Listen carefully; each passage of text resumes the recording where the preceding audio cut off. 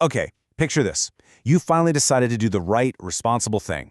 You start putting money away every single month. You move a little bit into your savings account, maybe $100 here, 200 there, and honestly, you feel great about it. You're being disciplined, you feel financially mature, but then one day you open up your banking app just to check in, and you get a pretty harsh reality check. You've got 10 grand sitting right there in savings, but it's earning something like 0.5% interest. Do you know what that actually means? It means after an entire year of scraping and saving, you've made a meager $50. Just $50 on a $10,000 balance. Meanwhile, you keep hearing everyone around you talking about investing, index funds, compound growth, and you can't help but wonder, wait, am I totally doing this wrong? Well, welcome to This Explainer. I am so thrilled to have you here today because we're going to bridge that daunting gap between just squirreling away your cash and actually building long-term wealth. Look, saving money is great, for sure, but saving alone is almost never going to build you real wealth. And this is exactly where so many people get completely stuck. They know they should be investing, but they have absolutely no idea how to make the leap without feeling completely paralyzed by all the options. So today, we're breaking down the exact step-by-step path to turn your saving habits into investing mastery, all without overwhelming you or risking your hard-earned security. All right, here's our definitive roadmap for today's explainer. First up, the savings illusion. Second, the math of wealth. Third, overcoming the fear. Fourth, the step-by-step path. And finally, surviving market crashes. Let's get right into it. Section 1. The savings illusion, and exactly why saving alone isn't enough. We really need to start with a premise that might sound a bit controversial, but it is a strict mathematical reality. Saving money alone will almost never make you wealthy. And here's the fundamental reason why. Savings protect your money, but investments grow your money. These are two completely different jobs. You can't expect your savings account to do the heavy lifting of multiplying your wealth, just like you wouldn't expect a metal safe in your bedroom to magically print more dollar bills, right? Your savings account is a vault. It keeps your cash perfectly safe, but it's not going to multiply it.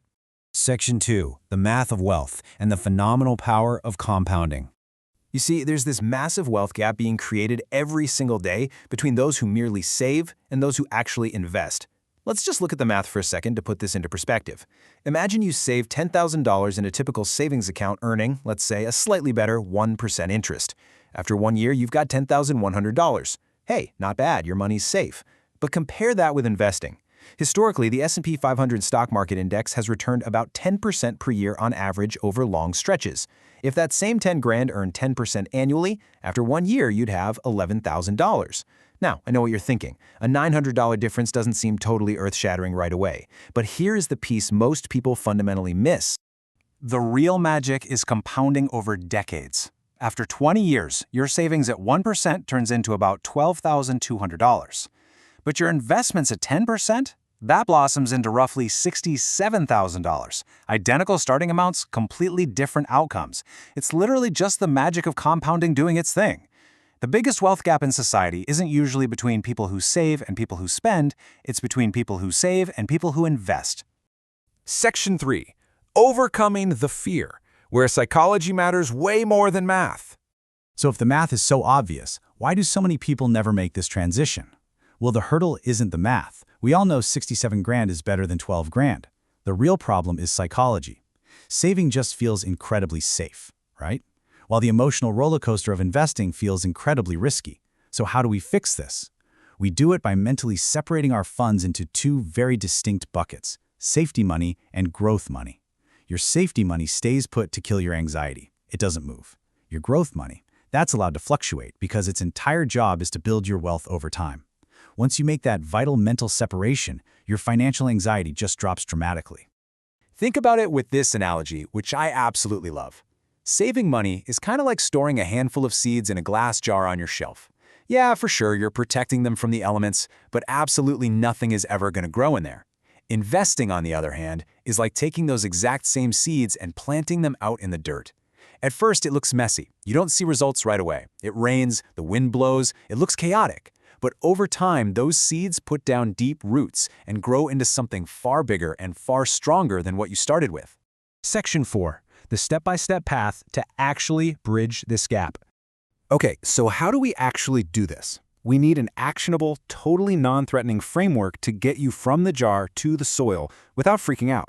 Here are the 5 core steps on our roadmap. Step 1, emergency fund. Step 2, mental separation, which we actually just covered with our 2 buckets. Step 3, start small. Step 4, simple investments. And Step 5, stay disciplined.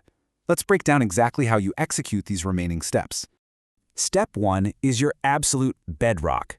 You need to save 3 to 6 months of living expenses in cash before you invest a single dollar. This money stays securely in savings. It's not for picking stocks, it's not for jumping on some golden opportunity, it's purely for unexpected life problems. A job loss, a medical emergency, your car breaking down. Why is this absolutely crucial? Because the number one reason people panic and sell their investments at a massive loss is that they suddenly need cash for an emergency. A real emergency fund protects your investments from your own life. Since we already handled the mental buckets in Step 2, let's jump to Step 3, start small. And I mean literally $50 small. So many beginners think you need thousands and thousands of dollars just to get in the game. You don't. Plenty of platforms let you start with just $50 or $100. Listen, the goal right now isn't to make massive profits out of the gate. The goal is just to build the habit. Getting into the routine of investing matters way more than trying to perfectly time the market.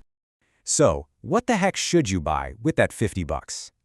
That brings us to Step 4, focus on simple investments. Beginners often make the massive mistake of jumping straight into super complicated stuff. Day trading, options, crypto speculation. Just don't do it.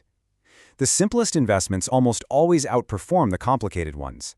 Even Warren Buffett, arguably the greatest investor ever, flat out recommends low-cost index funds for most people. Instead of gambling on finding one winning company, you just buy tiny pieces of hundreds of companies all at once. It's instant diversification, much lower risk, and steady long-term growth. Finally, Step 5 is to stay disciplined. The most powerful investing strategy is honestly kind of boring. It's just consistency. To put that into perspective, if you consistently invest just $300 a month at an 8% average return, after 25 years, you'd be sitting on roughly $285,000. But here's the crazy part.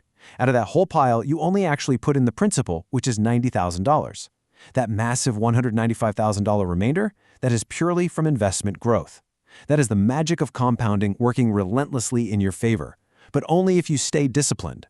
Section 5, surviving market crashes and redefining market downturns.